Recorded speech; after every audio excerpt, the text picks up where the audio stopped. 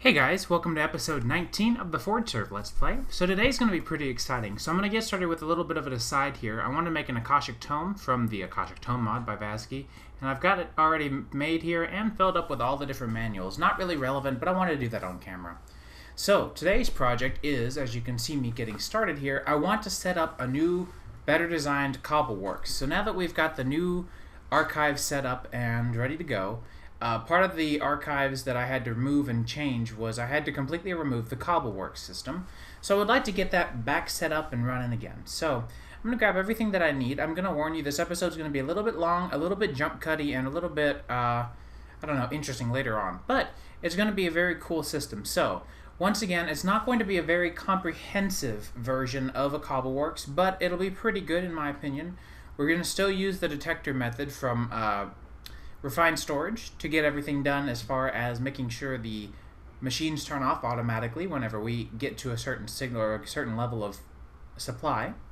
And then beyond that, I'm also actually going to come up with a more efficient manner of getting my sand, because the pulverizer, or rather sag mill off chance, was not really efficient enough, so I'm going to change it over, and I'm also going to relocate where I end up putting it. You might be a little bit surprised to find where I put it, but let me get the power self infused 100%, reduces extra use from power. I'm going to grab 3 redstone transmitters because I'm going to have 3 redstone receivers, and each one of those is going to be directly linked to their proper emitter from the refined storage mod. So once I get the comparators necessary, we'll go ahead and grab the redstone emitters that I'm going to need. There we are. And so we'll run down and get everything kind of set up here. So essentially, the way I'm going to have this running is similar to the way before, but I'm going to change the limits to, most of them are going to stay on 8,192, which is, if I recall correctly, that's 128 stacks, I think. I'd have to do the math. But nonetheless, math correct or not, I wanted to omit after that because that's about how much our storage doors are labeled to set up. They can store a little bit more, but I'd rather not waste the resources for excess, because really beyond about 1,000 or so, you don't generally find yourself needing all that much of most things all at once. Stone is one of the few resources that I do use a lot.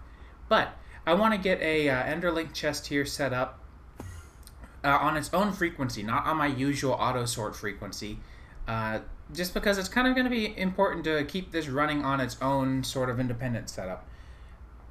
I normally wouldn't care too much about it, but this is something that I feel it's not very likely that it'll clog up my normal master sorting system or master sorting frequency, but I'd like to be sure that it doesn't. So I'm going to grab a stack upgrade, 3 speed upgrades.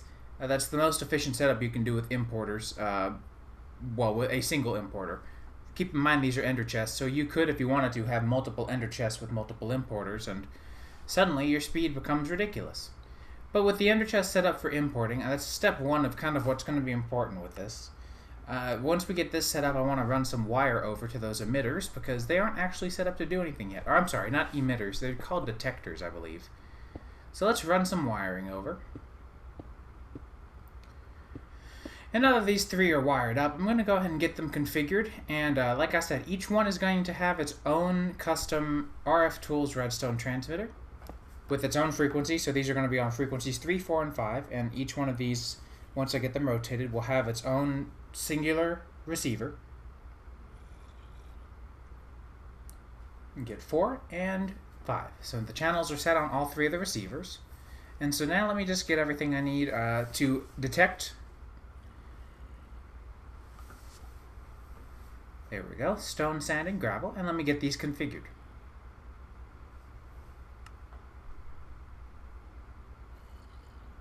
We'll make sure it emits when it's above a certain level. And this is kind of important to make sure that if it's above a certain level and you do 1 less than the number you want it to be on, it'll make sure that if you have excess, it's not going to be exact. So we'll do 4095 for that last one, and now we are good to go. So let's go and get this all set up and ready to go.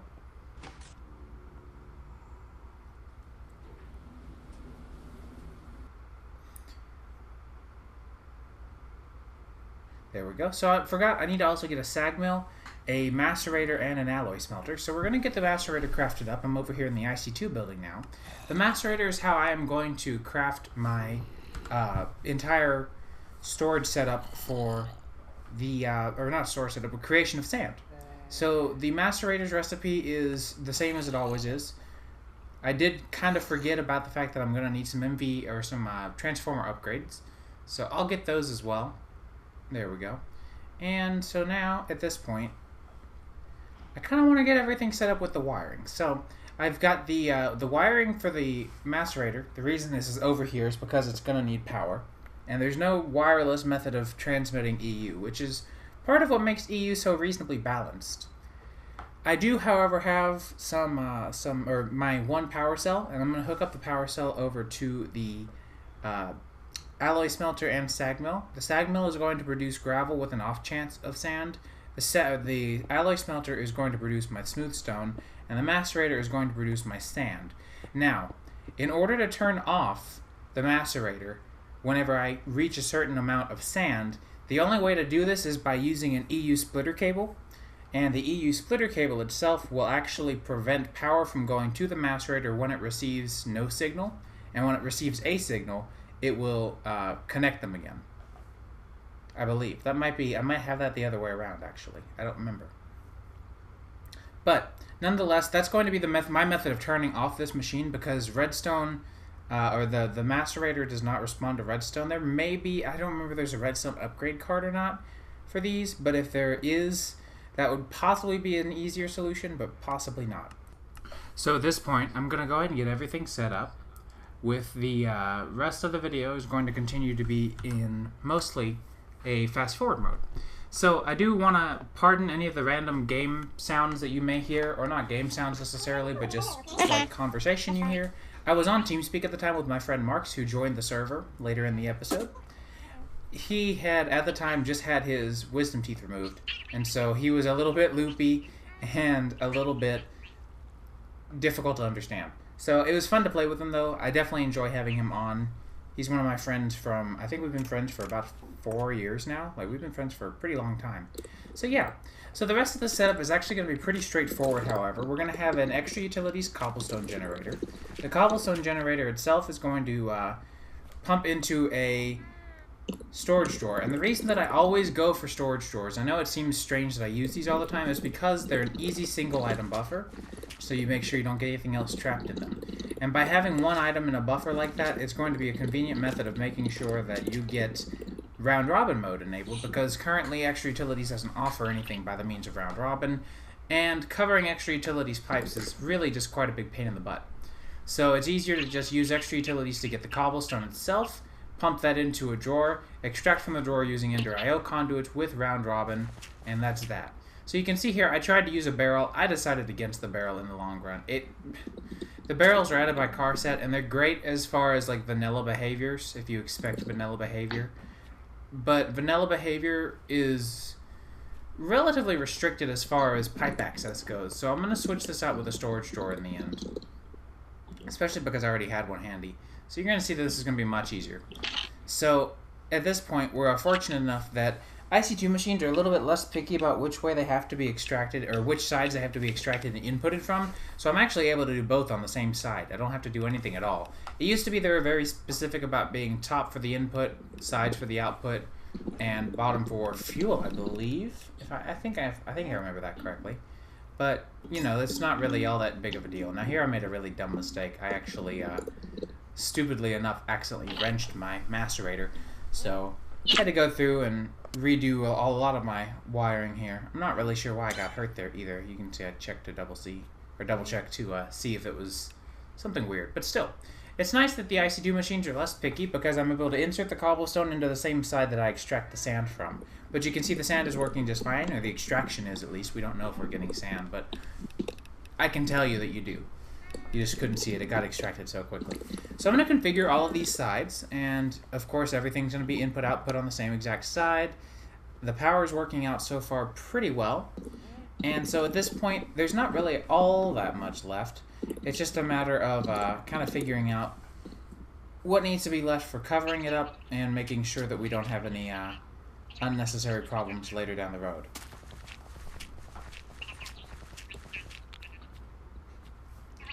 I did discover here at this point too, this was pretty funny. Come to find out, the Botania flower that I placed down, gosh, probably at least 6 or 7 episodes ago, I noticed that it was working really slowly on the stone that I had around me. And turns out the reason why is because it was working on stone underground as well. And so that is why. Nonetheless, I did forget almost a pretty big perspective of this, which was hooking it all up to redstone. So at this point, we're going to get it all hooked up with some redstone conduits because we want to turn these off automatically. The machine's running just fine right now as it is, but that's not the entire goal, is it? So we're going to come down here and make sure that we have everything we need, clean up the inventory a little bit, because at this point I have oodles of materials. And I want to make sure that my transmitters are all set up to the right ones, because I forgot which frequencies were set up for which items. But I got that sorted out this time. And so I'm going to color the, because fortunately these have sort of a bundled wiring effect. So I'm going to make sure that these are all colored to like sort of a logical match up. So it sort of makes sense. But let me get these out of the way a little bit. And there we go. So, like I said, we're going to make sure that these are on the right colors. Also get that cow out of the way because he was getting annoying. So, we've got light gray, gray, and I believe I did yellow for sand. And these are going to go to their respective machines or locations. Now, I had to change a few things up here because I didn't want to accidentally disable some extra things. But in order to reach that cable there, I had to move the energy cell out of the way. And so I moved the, not the energy cell, the power cell. So I moved the power cell over to the left 1 block so that I could reach the power cable with no problems. Because conduits are freaking awesome. So there we go. We have the conduit there. I just want to set up that side to be configured such that it will input extract or in out. There we go, on strong signal for yellow, which is sand. And now you're going to notice that the EU is slowly but surely permanently decreasing inside of this machine, inside the macerator. And so now the macerator will stop running as a result of basically getting or exceeding the level of sand that I wanted to back in home base. We're going to have a similar situation going on, like I said, for the alloy smelter and for the sag mill. The sag mill and the alloy smelter both are going to have some slightly more advanced and more reasonable to work with redstone control than it was with the IC2 machines. My solution for the IC2 machine was actually very easy to take care of, but it was one of those where I felt really happy to think of a solution for turning them off that wasn't just the some standard idea. So hopefully that'll work out. I don't think it's really going to be an issue. The biggest problem that I foresee with the setup that I have now is that maybe there will be enough power inside of the macerator to continue to process one more item.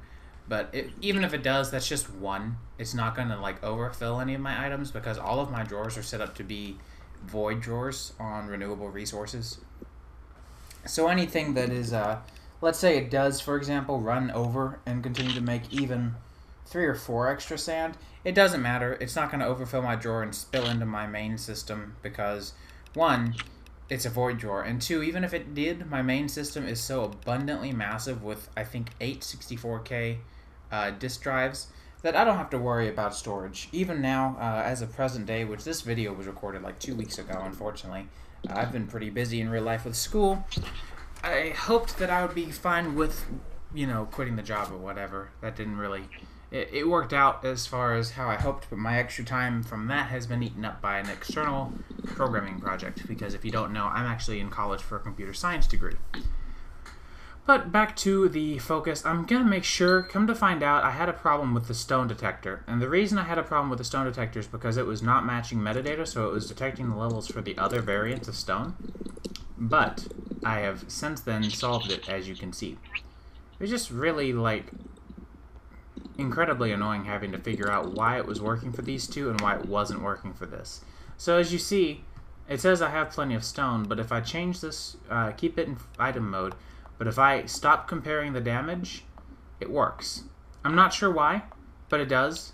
It has not been a problem, so that's sort of my piece of advice for you is if you're doing any level emitter stuff with stone, and I haven't checked recently, I may not need to do this anymore, but just ignore metadata.